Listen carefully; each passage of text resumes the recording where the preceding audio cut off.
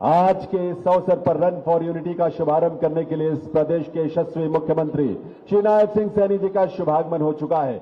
आज का ये बड़ा सुंदर सहयोग है। आज दीपावली का भी हम पर्व मना रहे हैं। धर्म क्षेत्र कुरुक्षेत्र की पावन धरा है और लौह पुरुष सरदार वल्लभ भाई पटेल की 150वीं ये जयंती है। आज पूरा राष्ट्र उनकी जयंती को राष्ट्रीय एकता दिवस के रूप में आज मना रहा है। यहां रन फॉर यूनिटी का आयोजन भी इसी उपलक्ष्य में किया जा रहा है। इसका उद्देश्य राष्ट्रीय एकता और अखंडता के भाव को और अधिक मजबूत करना है। आज पूरे प्रदेश में रन फॉर यूनिटी का आयोजन किया जा रहा है। आज पूरा हरियाणा राष्ट्र की एकता के लिए दौड़ लगा रहा है। सभी जिला मुख्यालयों पर विभिन्न मंत्री और अन्य जनसेवक भी इस दौड़ का शुभारंभ कर रहे हैं। आज की सुबह एक नया संदेश लेकर के आई है। सुबह होते ही बड़ी संख्या में हमारे बच्चे, युवा एवं वरिष्ठ नागरिक लौह पुरुष को नमन करने के लिए इस रन फॉर यूनिटी में भाग ले रहे हैं। मुझे खुशी है कि आज कुरुक्षेत्र के हजारों युवक युवतियां, महिलाएं, बुजुर्ग और बच्चे भी एकता के भाव को और दृढ़ करने के लिए यहां आए हैं। मुझे विश्वास है कि कुरुक्षेत्र धर्म क्षेत्र कुरुक्षेत्र से एकता का यह संदेश पूरे भारत में जाएगा। आज इस दौड़ में भागीदार बुजुर्ग, युवा साथी और बच्चों का उत्साह राष्ट्रीय एकता दिवस की बहुत बड़ी ताकत है। यहां उपस्थित हर व्यक्ति एकता की माला से जुड़ा हुआ है। चाहे इस माला में मन के अनेक हैं लेकिन माला एक है, तन अनेक हैं लेकिन मन एक है। हम सब से ही मिलकर भारत नाम का यह विशाल राष्ट्र बना है। आज इस आयोजन में शामिल होकर मुझे बड़ा गर्व महसूस हो रहा है। मैं इस पावन अवसर पर सरदार पटेल के चरणों में मैं नमन करता हूं। मैं सभी हरियाणा वासियों को राष्ट्रीय एकता दिवस की बहुत बहुत बधाई और शुभकामनाएं देता हूं। भाइयों बहनों, लौह पुरुष सही मायने में राष्ट्रीय एकता के प्रतीक और इसके बेजोड़ शिल्पीकार थे। स्वतंत्र भारत को अखंड बनाने का श्रेय उन्हीं को जाता है। आजादी के बाद उन्होंने भारत के प्रथम गृह मंत्री बनने का सौभाग्य प्राप्त हुआ। इस पद पर रहते हुए उन्होंने अपनी कुशल प्रशासकीय क्षमता का भी परिचय दिया है। उन्होंने सरदार वल्लभ भाई पटेल ने भारत की छोटी बड़ी 562 रियासतों का भारतीय संघ में विलय करवाकर अखंड भारत और राष्ट्रीय एकता की नींव डाली है। मुझे ये खुशी है कि दुनिया के इतिहास में एक भी व्यक्ति ऐसा नहीं हुआ जिसने इतनी बड़ी संख्या में रियासतों का बिना किसी रक्तपात के विलय करवाया हो। इस महान योगदान के लिए ही उन्हें लौह पुरुष की उपाधि वो मिली थी। भाइयों, महान स्वतंत्रता सेनानी लौह पुरुष सरदार वल्लभ भाई पटेल जी की बहुआयामी व्यक्तित्व के धनी थे।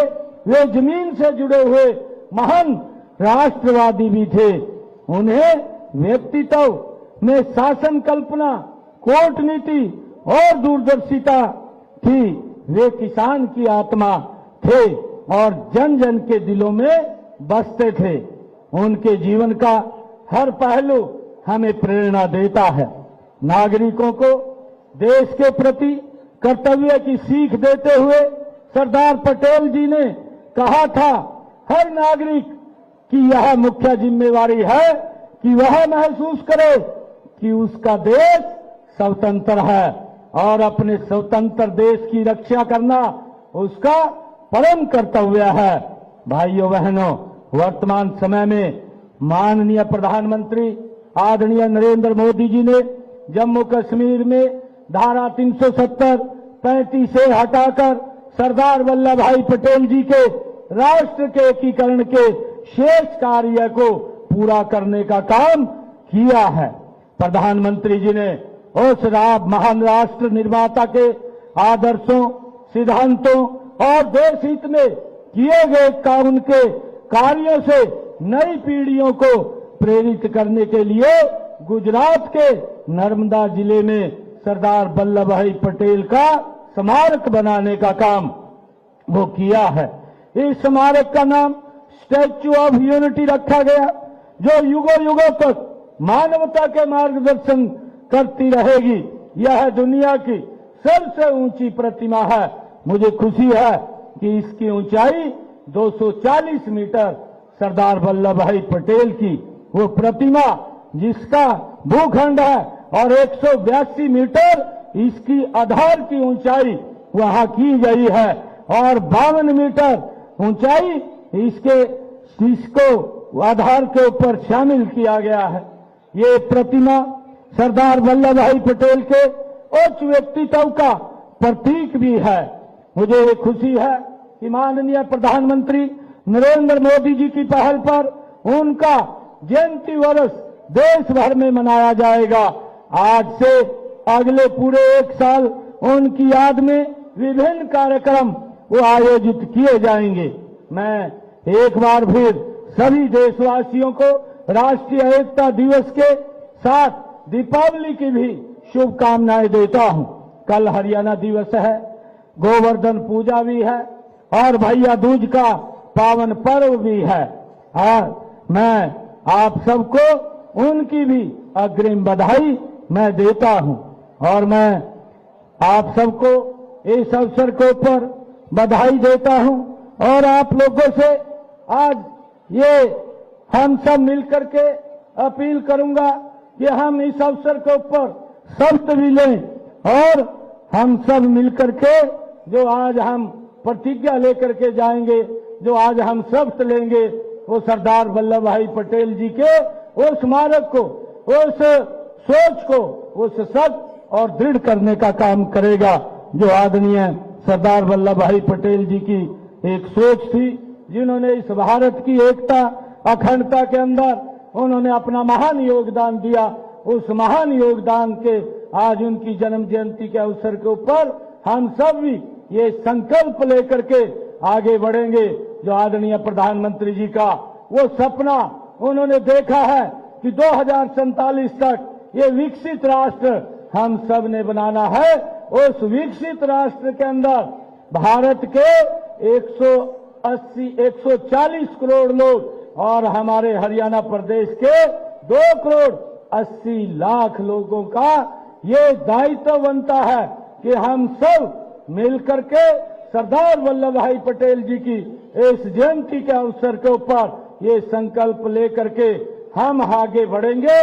आदरणीय प्रधानमंत्री जी के उस सपने को साकार करने का काम हम मिलकर के करेंगे, जो 2047 तक ये विकसित राष्ट्र बनाने का सपना आदरणीय प्रधानमंत्री जी ने देखा है।